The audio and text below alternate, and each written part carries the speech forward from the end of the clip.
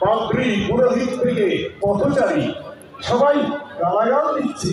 তোমার শরীরকে ভালোবাসতে আসতে সাহায্য করতে যখন কেউ আসছে না বোঝা যাচ্ছে ওর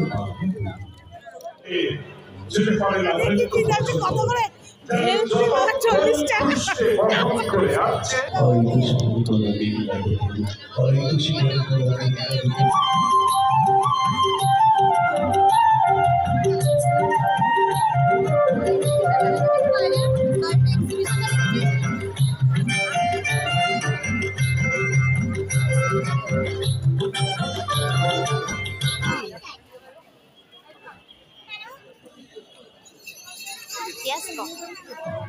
দ্বিতীয় পর্বে আরো একটি মোকাবিলা রয়েছে শান্তিপুর পূর্ণিমা মিলনের পক্ষ থেকে মেলায় এসে কার সঙ্গে দেখা হলো আমি ওদেরই খুঁজছিলাম, শুনেছিলাম ওরা আসবে।